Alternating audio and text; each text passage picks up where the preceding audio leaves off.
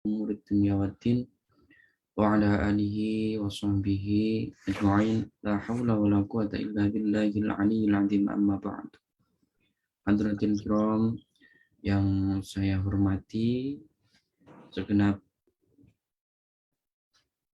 para jemaah Zoom pada kajian Islam MWC NU Tokyo yang kedua pada malam hari ini. Yang terhormat dan yang saya hormati Al-Mukarram Habib Syarif Husain Shihab, pengasuh Majelis Mahabbatul Aulia Jakarta beserta keluarga, dan yang terhormat dan yang saya hormati Ketua Ketua Tanfiziyah PC NU Jepang beserta jajarannya, tak lupa juga segenap para jemaah yang dapat hadir pada kajian malam hari ini. Alhamdulillah, marilah kita senantiasa mengucapkan jajar puja dan puji syukur kita kehadirat Allah Subhanahu wa taala, karena berkat rahmat dan nikmat hidayahnya kita masih diberi kesehatan, masih bisa berkumpul meskipun via online. Salat ma'asalam, marilah senantiasa kita aturkan ke junjungan kita Nabi Muhammad sallallahu alaihi wasallam biqauli Allahumma shalli ala sayyidina Muhammad wa ala alihi washabihi ajma'in, yang senantiasa kita nantikan syafaatnya baik di dunia maupun di akhirat. Alhamdulillah, langsung saja untuk kajian Islam pada malam hari ini kita sudah memasuki pembahasan tentang satu mazhab, yaitu mazhab Imam Syafi'i, yang sebelumnya telah dijelaskan oleh Assalamualaikum Habib. Waalaikumsalam warahmatullahi wabarakatuh. Alhamdulillah. Maaf terlambat sedikit, saya tadi barusan ada tamu pas habis maghrib. Ya Habib. Oke. Ya. Apa kabar semua, sehat ya? Alhamdulillah. Ini karena Pak Alif masih izin karena masih perjalanan jalan-jalan sama keluarga gitu. Aha. Gitu. Sebelum mudik ke Indonesia. Oh ya, dia mau mudik ya? Alhamdulillah. Untuk pembahasan minggu lalu sudah dipaparkan dari beliau, yaitu tentang mazhab empat mazhab, yaitu Imam Abu Hanifah, Imam Malik, dan Imam Syafi'i beserta Imam Ahmad bin Hanbal. Mungkin untuk kajian pertemuan malam hari ini akan membahas tentang Imam Syafi'i. Ya. Begitu nih Habib.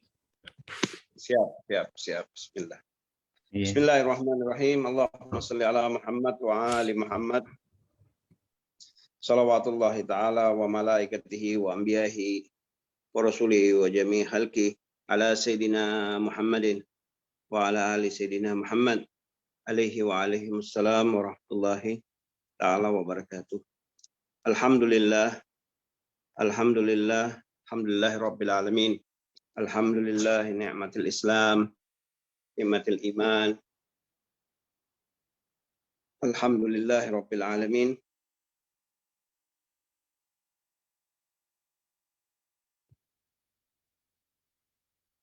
Puji syukur kita panjatkan kehadirat Allah Subhanahu wa taala, karena berkat taufik, hidayah dan inayahnya saat ini kita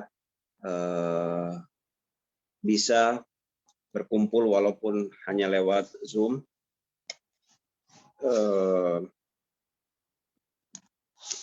Yang ingin melanjutkan kajian sejarah kita pada waktu itu, kita ulang sedikit bahwa dalam mazhab Ahlus Sunnah wal Jamaah dikenal ada empat imam mazhab, yaitu ada Imam Malik, ada Imam Abu Hanifah, Imam Syafi'i, dan kemudian ada Imam Ahmad bin Hanbal. Walaupun sebenarnya bukan hanya 4 itu yang dikatakan sebagai Ahlus Sunnah wal Jamaah, cuman yang populer di kalangan kita ya 4.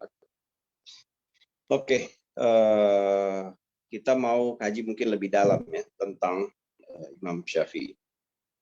Pertama, beliau bernama Muhammad, nama aslinya adalah Muhammad, nama ayahnya adalah Idris bin Syafi'i, dan beliau masih Bani Hashim. Kakek beliau adalah adik daripada Sayyidina Abdul Muttalib, ya, yang tinggal di Gaza, Palestina saat ini. Beliau lahir tahun 150 Hijriah, ya, bertepatan dengan wafatnya Imam Imam Abu Hanifah, bertepatan dengan wafatnya Imam Abu Hanifah. Jadi itu tentang sedikit kelahiran beliau. Beliau ditinggal oleh ayahnya ketika masih bayi, ya, berumur 2 tahun, sehingga dibesarkan dengan sangat prihatin oleh ibunya. Bahkan sampai-sampai waktu beliau masih kecil itu ibunya saking tidak sanggup lagi untuk membiayai pendidikan Imam Syafi'i, sampai mengatakan, datang kepada gurunya, dia bilang, ya Syekh, seandainya, karena saya tahu saya harusnya memberikan pembayaran kepadamu, saya sudah tidak sanggup. Seandainya engkau berkenan, biarkanlah Syafi'i ini membantumu di rumah, ya, sebagai sebagai kompensasi daripada pengajaranmu kepada dirinya. Terus setelah belajar di tempat kelahiran beliau di Gaza itu, atau ada yang bilang beliau lahir daerah Askalan, itu kemudian ibunya, karena menurut gurunya bahwa beliau sudah menghafalkan dan menghatamkan seluruh pembelajaran dengan baik, sehingga sudah tidak ada lagi yang bisa dipelajari di sana, sehingga akhirnya direkomendasi oleh gurunya untuk pindah, dan sehingga orang tuanya kembali ke tanah Mekah, dengan harapan juga bahwa Imam Syafi'i bisa mengenal keluarganya lebih jauh dari Bani Quraisy. Okay. Terus kemudian beliau belajar di Mekah sampai kira-kira berumur 10 tahunan, ya, umur 10 tahun. Itu juga berdasarkan beliau terus belajar kepada berbagai guru yang berada di Mekah, sampai satu saat guru-gurunya mengatakan bahwa sesungguhnya kamu sudah hatam belajar kepada kami, dan beliau dirujuk kepada Imam Malik yang berada di Madinah, sehingga beliau pindahlah ke kota Madinah. Ada kisah yang cukup sedih sebenarnya percakapan antara ibu dan ibunda Syafi'i dengan Imam Syafi'i ini ketika sebelum berangkat ke kota Mesir. Ibunya berpesan, wahai anakku, jangan kau kembali sebelum kau berhasil belajar seluruh ilmu agama. Tidak ada yang kutuntut darimu kecuali engkau benar-benar menguasai ilmu-ilmu ini. Dan mungkin kita tidak bertemu lagi di dunia, insya Allah kita akan bertemu di akhirat. Dan berikanlah kebanggaan kepada orang tuamu. Jadi sudah mereka berpisah, dan mendengar ucapan ibunya seperti itu, Imam Syafi'i beranggapan bahwa itulah sekalian ucapan perpisahan, dan mungkin dia tidak akan pernah bertemu lagi dengan ibundanya. Ya. Berjalan waktu, beliau pindah ke Madinah. Seperti yang kami sempat singgung kemarin, pertemuan awal antara Imam Syafi'i dengan Imam Malik, ya. Jadi sampai di Madinah, beliau, ya biasalah kita soal dengan guru kan. Beliau sampaikan, beliau sampai di Madinah, sampaikan kepada penjaga dari kediaman Imam Malik bahwa sampaikan kepada Imam Malik ada Syafi'i, ada Muhammad bin Idris, Syafi'i mau mau belajar, mau berjumpa kepada beliau. Disampaikan oleh pembantu daripada Imam Malik kepada Imam Malik, dan Imam Malik sampaikan kepada dia, suruh sebelum dia berjumpa dengan saya, sebaiknya dia belajar dulu, membaca dulu kitab Al-Muwatta. Nah, disampaikan kembali oleh pembantu dari Imam Malik, wahai anak muda, sebaiknya engkau ada pesan dari Imam Malik, bahwa beliau berpesan, sebelum berjumpa dengan Imam Malik, ada baiknya kamu membaca dulu kitab Al-Muwatta. Mendapatkan syarat seperti itu, Imam Syafi'i tersenyum, dan beliau mengatakan, tolong sampaikan kepada Imam Malik bahwa kalau beliau menuntut saya untuk membaca Al-Muwatta, ketahuilah bahwa aku sudah menghafal Al-Muwatta. Konon Al-Muwatta ini dihafal oleh Imam Syafi'i selama 9 hari. Beliau memang mempunyai kecerdasan yang luar biasa ya. Beliau menghafalkan apa saja yang beliau pelajari. Walaupun ada satu hal yang perlu kita cermati, bahwa beliau punya ingatan yang luar biasa, tapi bukan berarti beliau sombong dengan ingatannya. Beliau juga selalu menulis. Walaupun beliau mungkin sangat kekurangan dalam hal material, sampai-sampai beliau nemukan tulang ditulis. Apa aja dia tulis, atas kayu, atas daun. Ya. Dan beliau rutin membaca ulang tulisan-tulisan itu. Nanti setelah beliau hafalkan, baru beliau buang tulisan itu. Oke. Jadi singkat cerita, sampaikan lagi ke Imam Malik, wahai Imam, sesungguhnya kata Syafi'i, dia sudah menghafal Al-Muwatta. Kata Imam Malik, wah luar biasa. Baiklah kalau begitu. Kalau dia sudah menghafal Al-Muwatta, nanti ada majelis saya hari Rabu, biar dia yang langsung mengajarkan Al-Muwatta. Mendengar hal itu, ya Imam Syafi'i kaget juga, belum pernah ketemu dengan Imam Malik, tapi Imam Malik sudah berani mempercayakan untuk mengisi kajian Imam Malik ya tentang kitab hadis Al-Muwatta. Singkat cerita, mengajarlah Imam Syafi'i dan bertemu dengan Imam Malik. Bahkan ketika Imam Malik mendengar penjelasan Imam Syafi'i, itu Imam Malik sampai sempat menuliskan bait-bait syair, ujian kepada Imam Syafi'i di tembok Masjid Nabawi. Ya, bahwa betapa hebatnya sang guru ini. Kemudian entah bagaimana ceritanya, akhirnya Imam Syafi'i kemudian membaca tulisan itu. Dan Imam Syafi'i juga menjawab ujian syair itu bahwa tidak ada murid yang hebat tanpa seorang guru yang hebat. Sesungguhnya murid yang hebat itu hanya karena gurunya hebat. Demikianlah hubungan antara Imam Syafi'i dan, singkat cerita, Imam Syafi'i tinggal di Madinah sampai beberapa tahun ya, sekitar mungkin 6 tahun. Kemudian beliau berpindah ke Irak. Artinya umur beliau waktu itu mungkin sudah 17-16 tahun. Itu pun karena beliau minta untuk mengajar di sana. Nah, di Irak inilah beliau pertama kali bisa dikatakan merumuskan dalam tanda petik fikih Syafi'iyah itu sendiri kepada muridnya. Jadi beliau bukan menulis, tapi beliau imlak, mendiktekan ya bahasan-bahasan fikih. Itu karena jadi awalnya sebenarnya tidak sengaja Imam Syafi'i menulis khusus. Nanti kemudian ada kitab-kitab fikih beliau secara khusus yang memang beliau tuliskan bab demi bab itu, yaitu Ar-Risalah, yang kemudian ada lagi kemudian kitabnya Al-Umm. Nah, kitab yang pertama fikihnya beliau itu yang beliau diktekan kepada muridnya itu diberi judul, kalau saya tidak salah, Al-Hujjaj ya. Nah, itu beliau diktekan kepada muridnya. Ya, Al-Hujjaj. Ya kan? Ditulis ulang sama oleh Imam Hasan Asy-Syarani.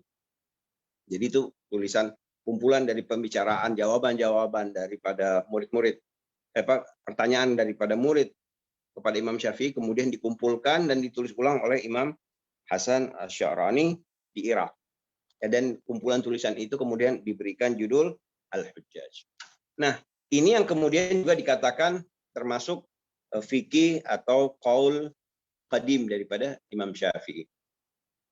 Nah, kemudian dari Irak, di Baghdad ya, kota Baghdad tepatnya, beliau juga di situ diangkat menjadi pemimpin, diangkat menjadi kepala sekolah lah, bisa dikatakan. Kemudian ya inilah, beliau alim, tapi beliau merasa masih tidak puas dengan apa ilmu yang dimiliki, sehingga beliau merasa ada satu tempat lagi yang beliau belum sempat kunjungi, yaitu apa? Mesir. Jadi beliau berpindah lagi. Dan pastinya juga karena adanya undangan untuk mengajar di Mesir. Nah, di Mesir ini juga selain beliau banyak mengajar dan beliau banyak belajar. Ada beberapa guru dari beliau, termasuk beliau ada belajar sama satu orang murid dari Imam Malik sendiri. Karena seperti yang kita ketahui ya, Imam Syafi'i ini kan belakangan, tanda petik ya. Pertama, jadi bisa dikatakan mazhab yang beredar itu kebanyakan adalah mazhab pendapat-pendapat Imam Abu Hanifah dan Imam Malik sendiri. Mazhab Syafi'i ini kemudian baru muncul. Kemudian, ya mengingat juga secara usia kan Imam Syafi'i ini lahir belakangan. Oke, nah pindah beliau dari Baghdad, beliau pindah ke tepatnya kota Kairo, Mesir.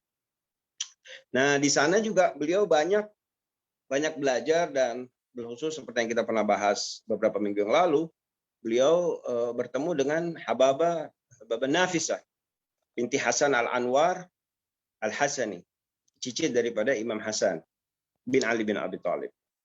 Nah, Sayyidah Nafisah ini sendiri juga bersuamikan namanya Sayyid Idris bin Ja'far Shadiq.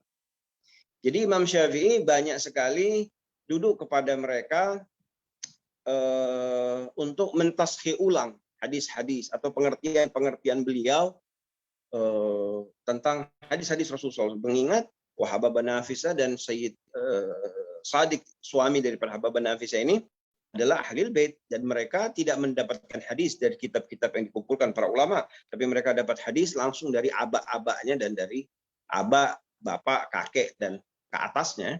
Belum lagi Sayyid Ishaq bin Ja'far Shadiq, bin Muhammadul Baqir, bin Ali Zain, bin Hussein bin Ali bin Abi Thalib, generasi ketujuh dari Rasulullah SAW. Sama juga Hababah Nafisah itu, kalau saya tidak salah, Hababah Nafisah binti Hasan Al-Anwar bin Ali bin Hasan bin Ali bin Abi Thalib, generasi kelima daripada Rasulullah SAW. Ya tentu saja kajian yang didapat oleh Imam Syafi'i ini membuat terjadinya perubahan pendapat. Perubahan pendapat ini tentunya bukan hanya dipengaruhi oleh hadis-hadis yang beliau terima ya, tapi juga melihat kondisi masyarakat, sosiologis, psikologi masyarakat, sehingga membuat yang kalau populer kita katakan muncullah kitab fikih yang baru yang dikatakan qaul jadid, yaitu kitab fikih Ar-Risalah. Ya. Nah, ini kajian aturan-aturan fikih. Nah, mungkin menarik, maksudnya gini. Oh, apa misalnya gitu loh. Misalnya pendapat fikih beliau yang cukup berbeda, yang signifikan. Misalnya dalam bab nikah. Di qaul qadim, beliau berpendapat untuk bercerai itu wajib ada saksi. Sedangkan di pendapat beliau yang baru setelah beliau tinggal di Mesir, beliau berpendapat tidak perlu ada saksi untuk bercerai. Artinya waktu nikah orang perlu saksi, waktu bercerai orang tidak perlu saksi itu. Kemudian pendapat lain misalnya yang saya ingat mengenai waktu sholat Isya. Nah, ini saya yakin banyak dari kita juga salah kaprah nih. Pendapat pertama beliau, saya termasuk dulu beranggapan batas sholat Isya itu adalah sebelum azan subuh. Dulu saya beranggapan. Setelah saya kaji, rupanya tidak seperti itu. Ya. Rupanya pendapat awal Imam Syafi'i, sholat Isya itu batas waktunya adalah seperdua malam. Artinya jam 12 malam itu batas waktu sholat Isya. Nah, pendapat beliau yang baru, pendapat beliau yang artinya pendapat beliau setelah beliau tinggal di Mesir, itu adalah batas waktunya 2/3 malam. Artinya jam 3, jam 2 masih bolehlah sholat Isya. Maksudnya bukan berarti kalau Anda sholat Isyanya sebelum subuh terus Anda tidak diterima. Tapi maksud yang dimaksud di sini batas waktu adalah afdol waktunya. Ya. Tapi gugur kalaupun jangankan bilang sebelum sholat, sebelum apa namanya nih, sebelum azan subuh.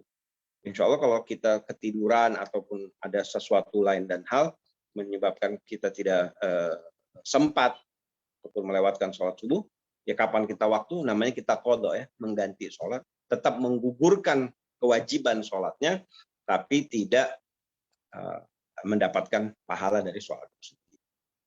Itu contohnya. Kemudian ada hal-hal yang menarik tentang kita harus ingat ya, seorang Syafi'i itu tidak lahir begitu saja, tapi pastinya di balik kelahiran seorang imam yang begitu hebat, ada satu hal yang perlu kita garis bawahi ya, adalah seorang ibu yang luar biasa. Oh ya, mengenai ibunya, satu hari si ibu ini pergi ke Masjidil Haram ya, kan beliau tinggal di Mekah. Imam Syafi'i udah kemana-mana. Suatu hari ibunya selepas sholat itu duduk di salah satu halaqah yang ada di Masjidil Haram. Duduk, terus ada satu orang ulama mengajar, dan ulama itu dalam mengajar mengatakan qala Imam Muhammad Syafi'i.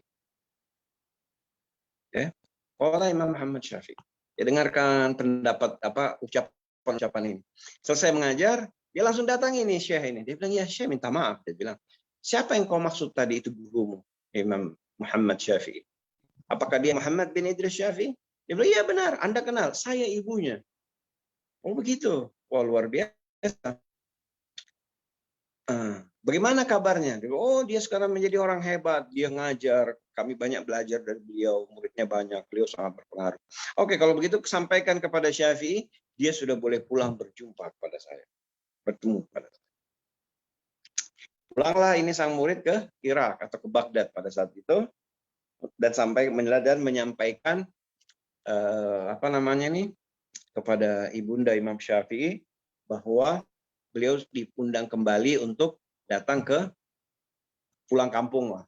Sudah waktunya pulang kampung. Mendengar itu tentunya Imam Syafi'i sangat bahagia. Kenapa? Pertemuan terakhir dengan bundanya kan, ibunda bilang, anak sampai ketemu kita di akhirat. Rupanya takdir berkata lain bahwa ibunya sudah memanggil beliau. Ya tentu saja kabar bahwa Imam Syafi'i mau pulang kampung ini tersebar di Baghdad, sehingga rame-rame orang kasih bekal, orang kasih hadiah kepada Imam Syafi'i. Singkat cerita, berangkat Imam Syafi'i balik ke Makkah. Sampai perbatasan kota Makkah ini ada satu hal yang kita perlu catat ya, adab. Ada pulang ke rumah loh ya.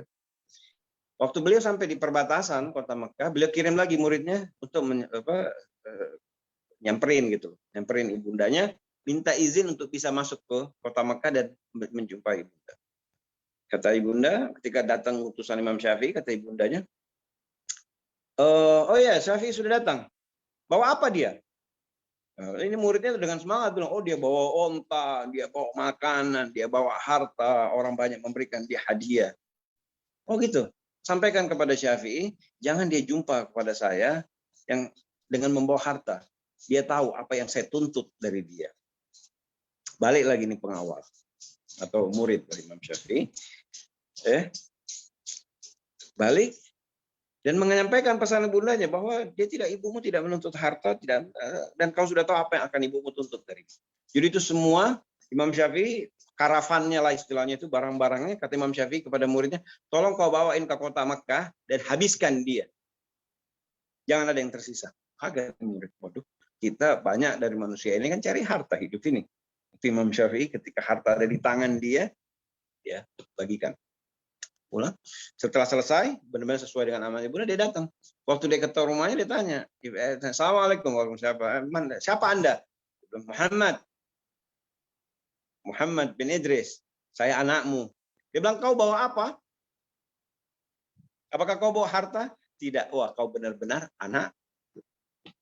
Lihat ya, bagaimana seorang ibu ditanya sama orang tuanya, apakah kau bawa harta? Tidak. Maka kau benar-benar anakku, kau Muhammad. Masuk. Berjumpalah dengan. Kira-kira seperti itu. Ini seperti juga tadi ya, ada dua hal yang kami pernah baca tentang riwayat beliau, betapa ibundanya sangat-sangat sangat-sangat mementingkan betapa ilmu dan pendidikan dan ilmu. Waktu beliau kecil nggak sanggup bayar sekolah, ibundanya minta gurunya biar dia jadi tukang bersih-bersih. Dan ketika dia dewasa, ketika dia sudah menjadi ulama yang hebat, ketika orang memberikan dia hadiah, ketika orang memberikan Imam Syafi'i hadiah, apa yang dilakukan oleh bundanya? Malah suruh buang semua, suruh kasih orang semua. Tidak ada yang diharapkan oleh ibundanya kecuali bahwa Imam Syafi'i membawa ilmu dan amalan yang baik. Itu. Terus ada lagi, tadi selain ada Imam Syafi'i ini sangat berpengaruh ya, tentunya kita juga tahu seperti yang kita ketahui sampai saat ini ya di daerah Mesir, daerah kita ini Indonesia, Asia Tenggara khususnya itu banyak bermazhab Syafi'i. Sedangkan jumlah artinya kalau kita mau katakan pengaruh Imam Syafi'i luar biasa, ya seperti yang kita ketahui kan, Indonesia ini adalah penduduk Muslim terbesar ya di dunia saat ini. Oke. Kemudian ada menjadi patut kita catat juga salah satu murid beliau yang tidak kalah hebat, yang bahkan juga kita kenal sebagai Imam Mazhab, yaitu Imam Ahmad bin Hanbal. Yang menarik yang dikatakan sebagai mazhab Imam Hambali. Yang menarik juga ada satu kisah tentang hubungan antara Imam Ahmad bin Hanbal dengan Imam Syafi'i. Satu kali Imam Syafi'i ini datang ke tempatnya Imam Ahmad. Di tempatnya Imam Ahmad itu seperti yang kita ketahui, mazhab Hambali itu tidak baca kunut subuh, sedangkan mazhab Syafi'i membaca kunut subuh. Yang menarik yang kita perlu perhatikan ya, betapa hubungan pendapat. Walaupun Imam Syafi'i adalah guru dari Imam Ahmad, tapi ketika Imam Syafi'i diminta Imam Ahmad mengimami sholat subuh di tempatnya Imam Ahmad bin Hanbal, itu Imam Syafi'i tidak membaca kunut. Kenapa? Dia menghormati pendapat Imam Ahmad. Nah, itu kalau orang alim saling menghormati. Kita sekarang bukan masalah akidah, bukan masalah dasar, kita bisa saling memaki, bahkan naudzubillah kita bisa mengkafirkan orang. Terus ada satu kali pada saat beliau berkunjung ke rumah Imam Ahmad bin Hanbal, kira-kira malam hari ya, diberikanlah hidangan. Imam Syafi'i makan dengan makan dengan lahap gitu. Kebetulan tanpa Imam Syafi'i sadari, anak daripada Imam Ahmad ini memperhatikan gitu loh gerak-gerik daripada Imam Syafi'i. Terus malam harinya dikasih tempat istirahat, dan Imam Syafi'i rupanya kelihatannya ya itu tidur semalaman sampai waktu bangun subuh. Dan diperhatikan oleh anaknya Imam Syafi'i, Imam Hanbal nih. Waktu bangun subuh dia bangun, langsung dia sholat subuh. Tentunya dua hal ini membuat sang anak Imam Hanbal ini takjub. Bukan apa. Ini kemudian dia bertanya kepada ayah. Dia bilang, ayah, bukankah ini tamu kita ini adalah orang yang sering kau sebut sebagai gurumu, orang mulia, orang hebat. Kata ayahnya, benar, dia adalah guru saya, Muhammad bin Idris Syafi'i. Tapi dia bilang aneh ya, kalau lihat cara makannya tadi malam, dia makan semua itu makanan. Belum lagi hilang heran saya, waktunya malam, saya pikir dia akan beribadah, rupanya tidak. Saya lihat dia tidak bergerak dari tempat tidurnya. Dan yang lebih mengherankan saya lagi, waktu dia bangun, dia tidak Dia tidak wudhu, dia langsung sholat subuh. Tersenyum Imam Ahmad. Tersenyum. Bukannya juga ikut kaget, tapi dia tersenyum. Dia bilang tenang aja. Imam Syafi'i itu alim. Guru saya. Tidak ada perbuatannya yang dia tidak. Semua perbuatannya tentunya dia sadari. Sesadar-sadar. Nanti coba kita tanyakan. Kalau memang hal itu mengganggumu. Singkat cerita, ketika Imam Syafi'i mau pamit, Imam Ahmad minta izin. Ya Syekh, kalau boleh anak saya ini kagum kepada Anda dengan cara-cara. Tapi ada hal-hal yang membuat dia penasaran. Pertama, kenapa Anda makan begitu lahapnya sampai Anda habiskan semua makanan itu? Yang kedua, kenapa Anda tidur semalaman? Yang ketiga, sudah Anda tidur, bangun-bangun nggak pakai wudhu, Anda langsung sholat subuh. Tersenyum Imam Syafi'i. Dia bilang yang pertama Anda harus tahu. Saya mendapat ilmu-ilmu daripada para guru kita, insya Allah sampai kepada Rasulullah SAW, mengatakan bahwa apa? Sesungguhnya makanan di rumah orang yang dermawan itu adalah obat. Dan makanan di rumah orang pelit adalah racun. Aku meyakini bahwa dirimu ya Ahmad adalah orang yang dermawan, maka aku berniat menghabiskan seluruh makanan itu untuk mendapatkan berkah dengan niat bahwa apa yang aku makan menjadi obat untuk segala penyakit. Satu. Ya, dan ini boleh kita catat. Oh, kalau kita pergi rumahnya orang-orang soleh, kita ditawarkan sesuatu, habiskan. Makan. Ya, makan. Nah, yang kedua, ketahuilah, aku tidak tidur semalaman. Semalam itu, aku mendapatkan ilham untuk menjawab ada beberapa pertanyaan, dan aku menjawab ada 70 masalah. Ada 70 masalah yang aku selesaikan sepanjang malam. Aku tidak tidur. Oleh karena aku tidak tidur, tidak sekejap pun, maka wudhuku dari Isya pun tidak batal, sehingga begitu waktunya subuh, aku langsung mengerjakan sholat subuh. Ya, nah itu betapa hati-hati kita bersangka kepada orang-orang, apalagi memang kita tahu ilmunya mumpuni, sudah kita husnudzon saja. Tapi kalaupun itu ini yang bisa kita ambil hikmah.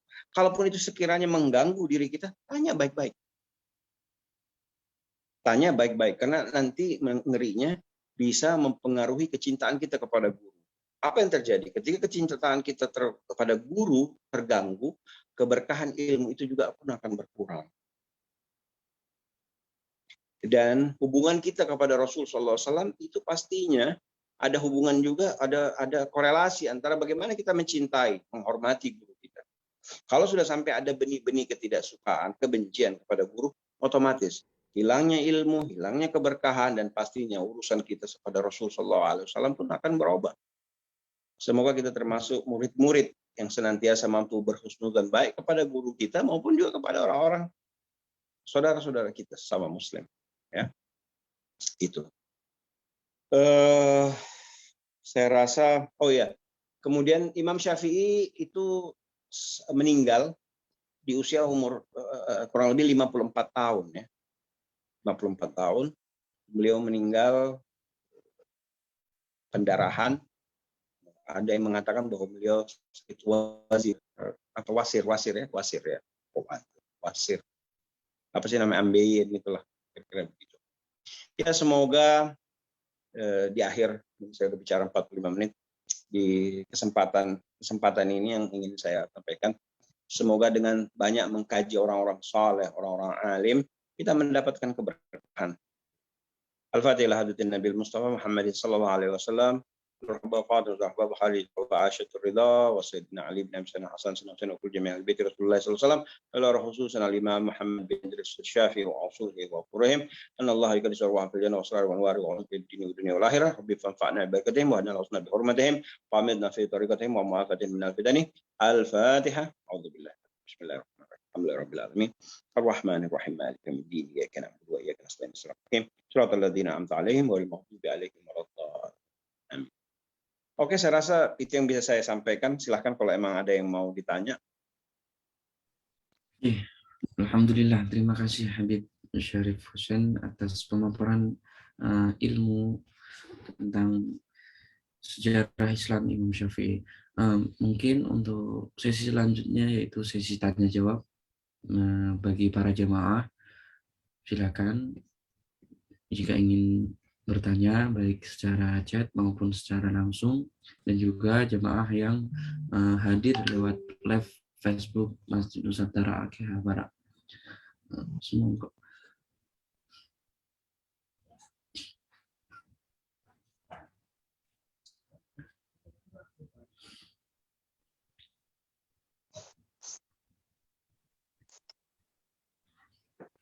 monggo Pak Agus Kris Arianto. Assalamualaikum warahmatullahi wabarakatuh. Habib, mohon izin untuk bertanya.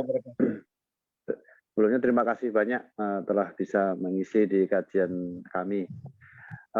Yang ingin saya tanyakan tadi sempat ada cerita bahwa pendapat Imam Syafi'i itu dari masa ke masa itu pernah mengalami perubahan begitu.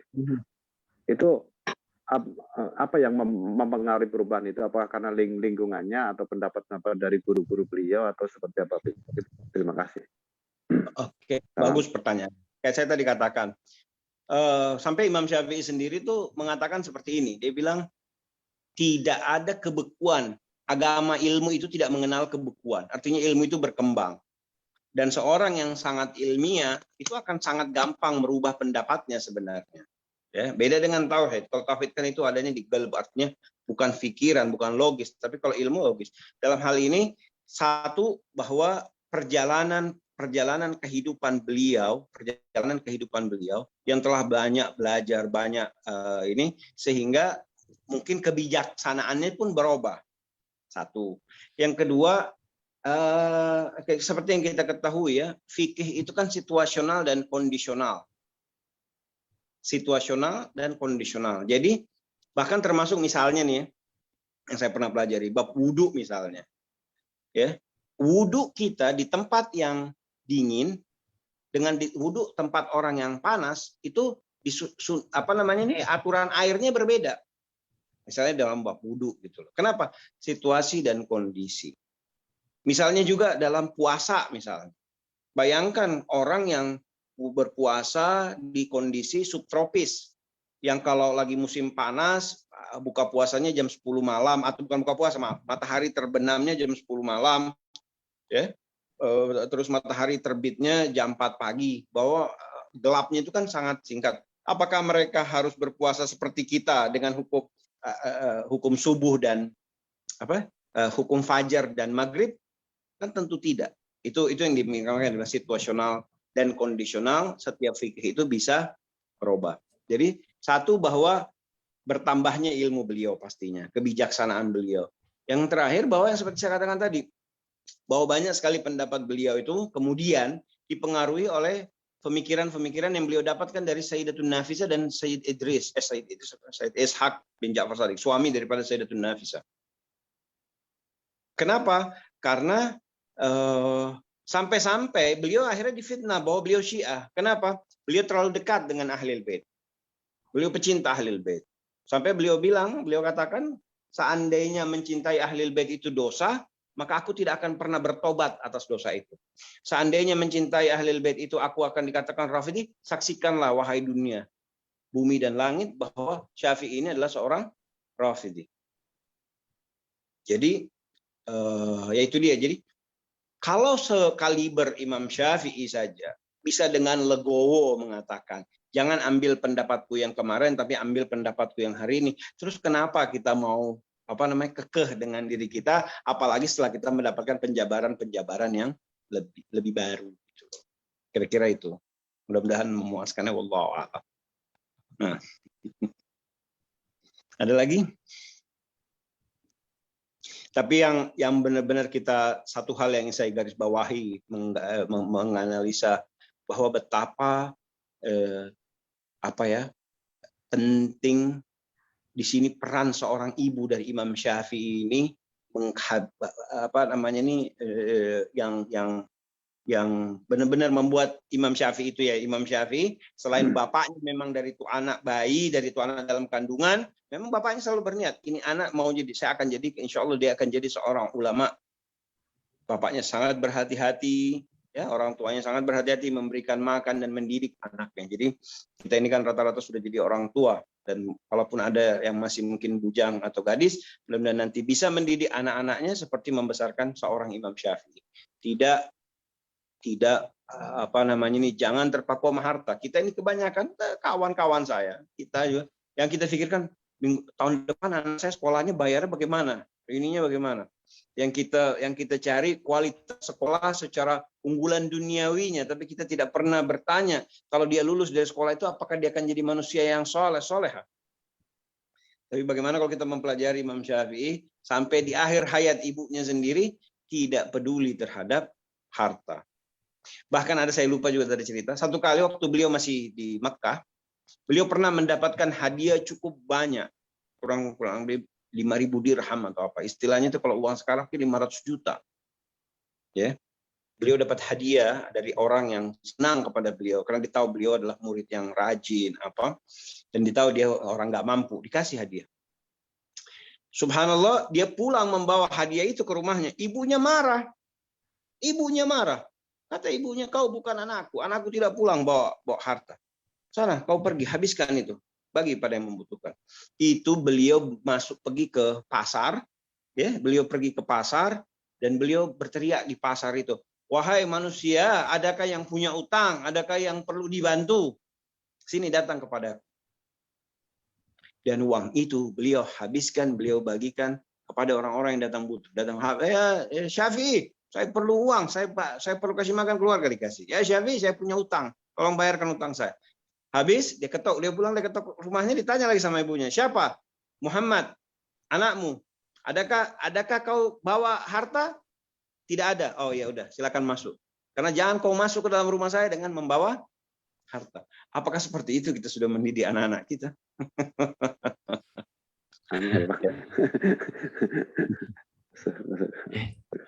Silakan Ustaz.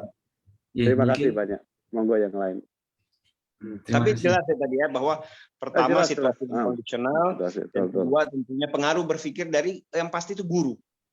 Saya pun begitu. Dulu misalnya, dulu saya termasuk mungkin karena itu dia sangat keras. Bahkan bisa dikatakan banyak orang-orang mengatakan maaf nih, saya orang kuno gitu loh, nggak boleh tinggal di kota karena dalam berpendapat saya sangat keras. Ini nggak boleh, ini haram. Nah, kekerasan saya itu sempat diadukan oleh ibu saya sendiri kepada paman saya, dan paman saya karena alim, apa dia bilang? Biarkanlah itu sebuah proses. Dia baru belajar. Ya, itu saya SMA. Yang kemudian saya belajar, akhirnya malah sekarang orang bahkan berpikir, wah menurut mereka saya liberal, wah saya sesat gitu loh. Karena akhirnya kan saya berusaha bahwa hidup kita ini kan tidak melulu ngaji. Ya saya berusaha menyeimbangkan sesuai dengan kemampuan saya. Apa itu ya, saya pergi nonton, pergi ke restoran. Kebetulan saya sempat juga sekolah di Amerika gitu loh. Yang kemudian tidak membuat diri saya jadi jumud gitu loh. Ya. Tapi juga tidak membuat diri saya lupa terhadap akar tasawuf yang kami belajar dari kami kecil. Kira-kira begitu. Oke, lanjut. Alhamdulillah. Ini juga ada pertanyaan dari Mas Hasan. Terkait pendidikan anak, bagaimana Habib memandang cara didikan tegas atau keras versus cara pendidikan lembut tanpa pukulan?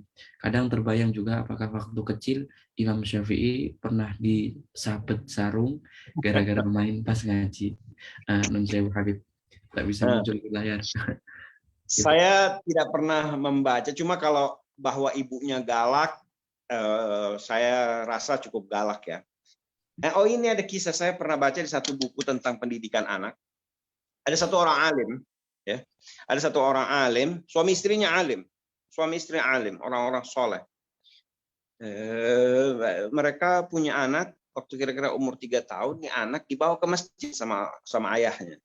Di masjid, nih anak, ya namanya anak laki iseng ya, jarang kan anak laki duduk anteng tuh jarang.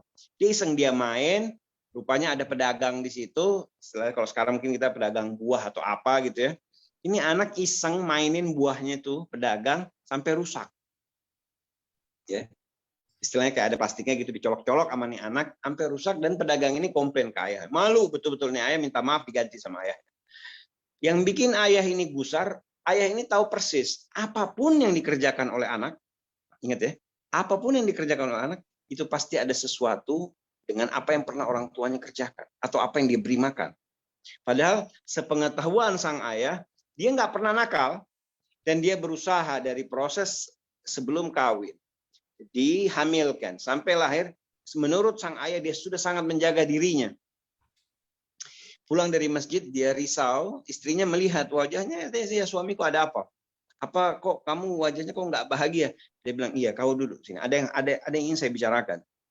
Terus kata sang istri, apa yang ingin kau bicarakan? Dia bilang, iya, tadi anak kita ini melakukan kenakalan. Yang saya kok heran, kenapa dia lakukan itu?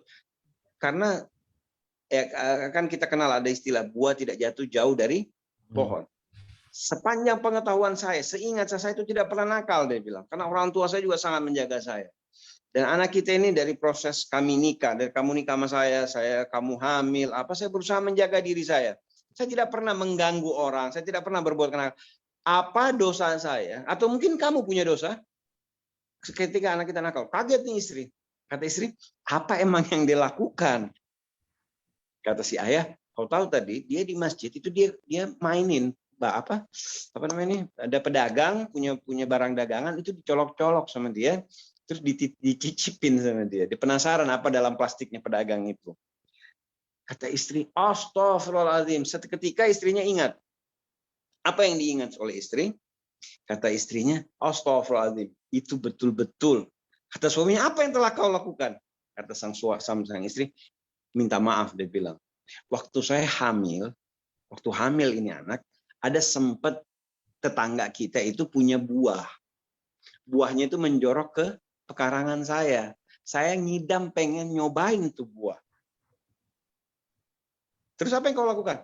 Aku ambil aja kayu, aku colok-colok, aku cicipin tuh buah. Subhan. Kata bapaknya, pantas anak kita lakukan itu karena kau pernah lakukan. Ya. Jadi apa yang bisa kita ambil di sini bahwa bagaimana sebenarnya cara mendidik anak? Mari perbaiki diri kita. Anak otomatis akan mengkopi apa yang kita perbuat. Satu, perbaiki diri kita. Yang kedua, solehkan diri kita. Dia ngikut kok. Sepanjang yang saya tahu dan saya banyak melihat misalnya, walaupun saya belum terlalu tua-tua amat untuk menilai, tapi saya lihat teman-teman saya yang menjadi dalam tanda petik orang-orang baik, itu karena memang orang tuanya didik mereka tidak harus terlalu keras. Karena kadang produk kekerasan akan nurun. Kalau kita biasa dipukul, biasanya kita akan terbiasa juga akan memukul. Ya. Kecuali satu yang saya dalam mendidik anak misalnya, yang saya akan marah dan saya akan keras, urusan sholat. Itu saya pukul. Pukul juga bukan untuk mematahkan tangannya atau kakinya. Ya. Pukul satu tidak berbekas. Yang kedua, benar-benar membuat efek jerah. Karena memang Rasul perintahkan kalau sudah umur 7 tahun bukan hanya ditegur tapi pukul, karena kalau dia sudah tidak sholat maka tidak ada kebaikan lagi dalam diri. Inna sholata tanha 'anil fahsya' wal munkar. Jadi singkatnya yang ingin saya sampaikan, kalau ditanya bagaimana, walaupun anak saya juga masih kecil ya, saya kebetulan di rumah juga ada dipercayai oleh kakak saya mendidik ponakan-ponakan saya yang SMA, SMP, kebetulan gadis-gadis kecil. Itu saya tidak boleh ditanya kepada mereka, saya tidak terlalu banyak memberikan aturan, tapi lebih banyak memberikan contoh. Ya, kalau sebelum saya ajak mereka ngaji, saya ngaji dulu. Sebelum saya suruh mereka mandi bersih-bersih, saya bersih-bersih dulu. Sebelum saya suruh mereka mencuci bajunya sendiri, saya cuci dulu. Sebelum saya suruh mereka membersihkan kamarnya, mereka lihat sendiri, saya bersihkan, saya punya kamar, saya bersihkan. Itu yang saya bisa lakukan dan itu yang saya bisa sampaikan. Dan ada dari guru saya Habib Lutfi bin Yahya sempat berpesan, dia bilang, kalau kau ingin anakmu betul-betul jadi orang soleh, titipkan kepada Allah Subhanahu wa Ta'ala. Dengan cara apa? Diberkati Rasulullah SAW. Tiap hari kalau bisa kita hadiahkan salawat buat anak kita. Ya, kita Fatihah kepada Rasulullah SAW, kita hadiahkan salawat. Kita bacain itu salawat tuh anak. Ada juga pernah saya dapat rahasia. Saya jumpa orang, anak-anaknya semua akur, anak-anaknya semua sukses, sehingga Saya tanya, apa rahasianya? Subhanallah, dia bilang setiap 1 Muharram ibunya menghadiahkan per anak 365 ayatul kursi. Ibunya. Jadi siapa nama anaknya, satu anak Al-Fatihah ila ruhul jasad si fulan, dikasih hadiah sama ibu. Jadi betapa penting orang tua yang senantiasa mendoakan anak. Jadi ada pendidikan fisik, ada pendidikan roh. Kira-kira itu. Terima kasih Pak Habib. Mungkin dari jemaah yang lain sambil menunggu. Gini Habib, izin kami bertanya Habib. Silakan. Dengan menjelaskan tentang bahwa bahwasannya anak itu tidak jauh dari perilaku orang tua. Ya. Mungkin kita juga sering mendengar gini Habib, untuk jodoh itu juga cerminan diri kita gitu. Betul. Itu bagaimana Habib? Betul sekali. Itu Quran yang bilang kok. Mukmin dapat mukminat, ya kan? Musyrikin dapat juga nanti. Dan kita dilarang mencomblangkan orang buruk sama orang baik, dilarang, disuruh pasangkan mereka. Walaupun sebenarnya takdirnya ya begitulah. Walaupun jangan juga bilang kalau ada yang merasa langsung, oh istri saya apa saya orang jahat? Enggak. Itu ujian. Kalau Anda tidak mendapatkan yang kalau Anda udah merasa berbuat baik dan Anda tidak dapat yang terbaik, ya itu ujian. Walaupun ujian dalam hal jodoh itu sendiri adalah bisa milih masih. Nah, ngomong-ngomong punya sampai Rasul ini masalah pendidikan ya. Saya ingat ada satu hadis Rasulullah SAW yang mengatakan seperti ini. Ada 3 kewajiban dari seorang ayah terhadap anak. Nomor 1, carikan ibu yang baik. Ya. Nomor 2, beri nama anak itu dengan yang baik. Nomor 3, didik dia. Kalau 3 hal ini tidak dilakukan oleh seorang ayah, ayahnya pantas ada di neraka. Nauzubillah. Ya. 3 hal ini haknya seorang anak terhadap orang tuanya. Jadi kalau kita yang laki-laki, carikanlah ibu. Kenapa? Madrasatul ula. Jadi ibu itu adalah madrasah pertama yang membentuk karakter. Walaupun saya seringkali dengar para wanita bilang, kalau lucu dia bilang, ironis, kalau baik bapaknya yang dipuji. Kalau jelek biasanya ibunya yang dimaki. Telur itu sama juga dengan dia bilang ayam punya telur tapi sapi punya nama, makanya kan telur mata sapi bukan telur ayam kan. Semoga ya sedikit-sedikit apa yang kita bisa sampaikan ini bisa menambah hasanah, bisa saling memperbaiki. Tentunya saya juga senantiasa menasihati diri saya gitu. Senantiasa mari kita perbaiki. Allahumma ja'alna minas sholihin. Semoga kita ini, kalaupun kita tidak termasuk orang-orang soleh, tapi kita pecinta orang-orang soleh. Karena pada ujungnya kan kita akan mati dan tidak ada yang kita harap kecuali bisa berjumpa kepada Rasulullah SAW, dan Rasul tidak mungkin duduk kecuali dengan golongan-golongan mukmin wassalihin. Ya, lanjut. Wah, ini makin ini monggo bagi jemaah yang ingin bertanya, Mas.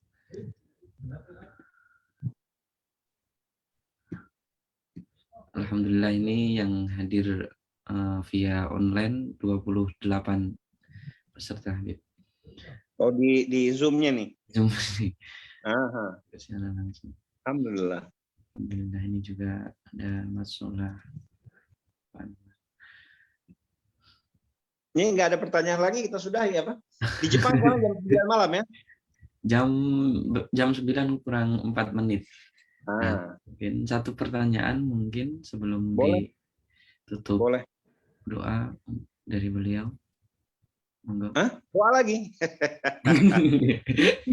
Oh iya, apa namanya? Insya Allah mungkin nanti habis Lebaran, habis bulan puasa ya, baru kita ketemu lagi ya. Dan, ya. Kita, Insya Allah. Kalau ada kemarin Pak Alif Jayadi udah musyawarah begitu. Untuk kajian Ramadan sementara diliburkan begitu Habib. Oh begitu, boleh, nggak ada masalah. Insya Allah. Yang penting tadi ada pertanyaan lagi sebelum kita tutup terakhir. Ada pertanyaan lagi? Kayaknya belum ada. Belum ada.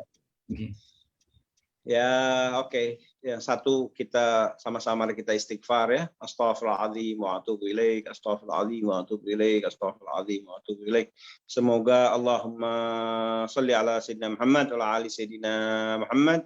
Allahumma sholli ala sayyidina Muhammad wa ala ali sayyidina Muhammad. Allahumma sholli ala sayyidina Muhammad wa ala ali sayyidina Muhammad. Alhamdulillahirabbil alamin, hamdan syakirin, hamdan naimin. Alhamdulillahirabbil alamin wa salawatullahi ta'ala wa malaikatihi wa anbiya'i wa rasulih wa jami'il sayyidina Muhammadin wa ala sayyidina Muhammad wa alihi wa rahmatullahi ta'ala wa barakatuh. Alhamdulillah, Allahumma ighfir lana dzunubana wal jami' dzunubil muslimina wal muslimat wal mu'minina wal mu'minat al-ahya'i minhum wal amwat. Allahumma ij'alna minas salihin, Allahumma ij'alna min ahlil khair. Rabbana hab lana min azwajina wa dhurriyyatina wa qur'ina waj'alna lil muttaqina imama. Rabbana la tuzigh qulubana ba'da idh hadaytana hab lana min ladunka rahmah innaka antal wahhab. Ilahi antal maqsudi wa ridhaka matlubi.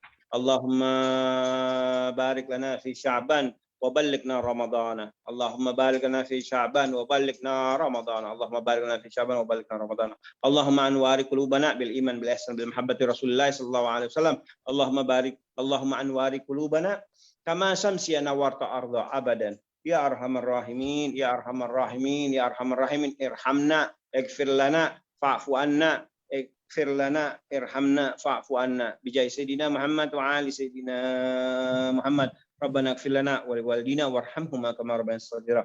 Rabbana ighfir lana wa liwalidina warhamhuma kama rabbayana shaghira. Rabbana ighfir lana wa liwalidina. Allahumma ij'alna min ahlil khair. Ilahi antal maqsud wa ridhaka matlubi. Ya arhamar rahimin, ighfir lana, irhamna, fa'fu anna. Rabbana atina fid dunya hasanah wa fil akhirati hasanah wa qina adzabannar. Fadlik subhanaka bi izzati amma yasifun wa salamun alal mursalin wa salawatullahi ta'ala wa malaikatihi wa anbiya'i wa rusulihi wa jami'il sayyidina Muhammadin wa ala ali sayyidina Muhammad alaihi wa alihi wasallam wa rahmatullahi ta'ala wa barakatuh. Bismillahil Fatihah. A'udzubillahi. Bismillahirrahmanirrahim. Bikaramati suratul Fatihah, bi'azima suratul Fatihah, bisirril Fatihah, Rabbana taqabbal minna innaka antas samiul alim wa tub alaina innaka antat tawwabur rahim, ya arhamar rahimin, ya arhamar rahimin. Allahumma nas'aluka ridhaka wal jannah wa na'udzubika min syahhatika wan nar. Allahumma inna nas'aluka ridhaka wal jannah wa na'udzubika min syahhatika wan nar. Allahumma inna ala dzikrika wa syukrika wa husni ibadatik. Allahumma inna ala dzikrika wa syukrika wa husni ibadatik. Allahumma inna ala dzikrika wa syukrika wa husni ibadatik. Alhamdulillahirabbil alamin. Saya rasa demikian. Mohon maaf, pasti ada yang salah, pasti ada yang tidak berkenan.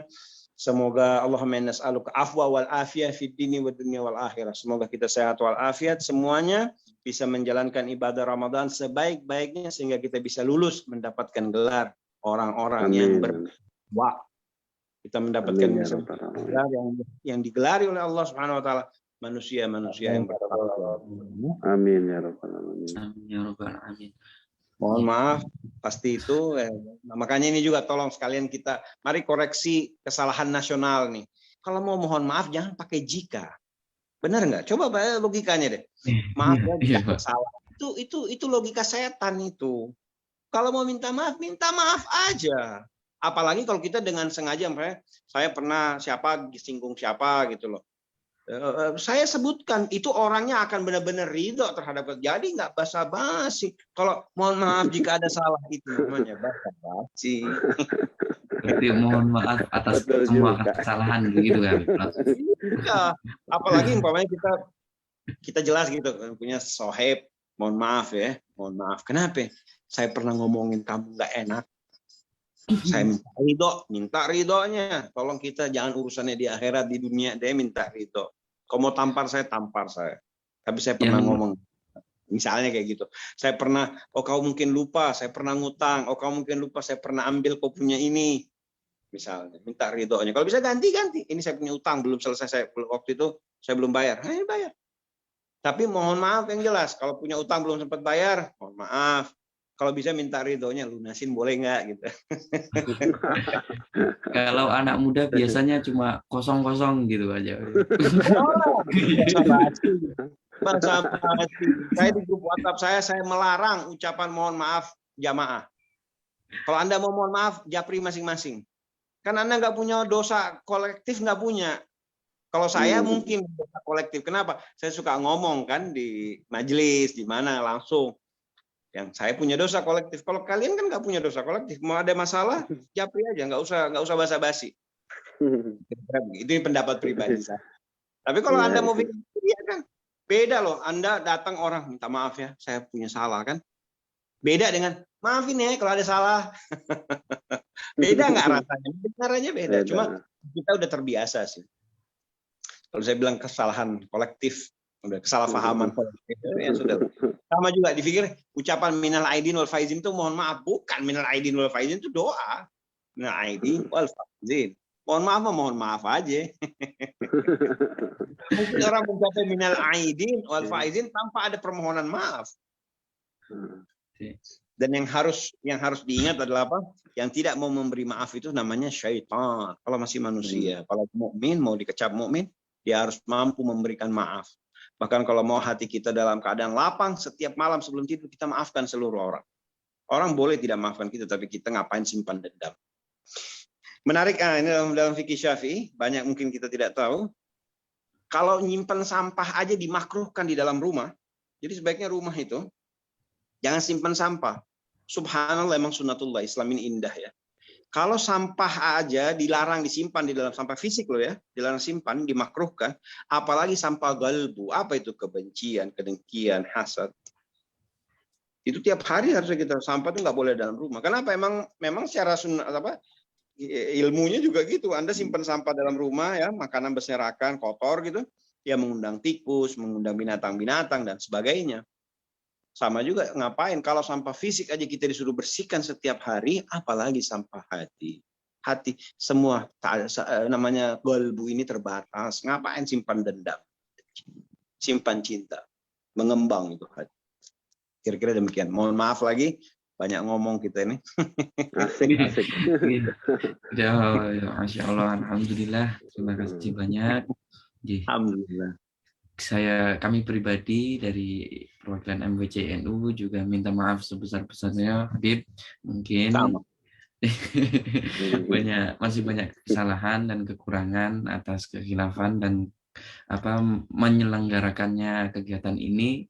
Alhamdulillah, meskipun baru 2 pertemuan kita sudah merasa akrab dengan Habib. Salam taklim dari kami. Alhamdulillah. Assalamualaikum warahmatullahi wabarakatuh. Doakan saya. Ya, terima kasih. Kita tunggu undangan resminya Jepang. Masya Allah. Insya Allah. Tak kancani, Beb. Kenapa? Tak kancani, Beb. Suaranya Pak Ali gitu. Saya nggak lupa kalau lupa. Oh iya. Berarti siap itu. Nah. Bang Alif sudah siap itu, Beb. Oke, saya rasa demikian. Sampai berjumpa lagi. Syahrul Mubarak. Ya. Assalamualaikum warahmatullahi wabarakatuh. Waalaikumsalam warahmatullahi wabarakatuh.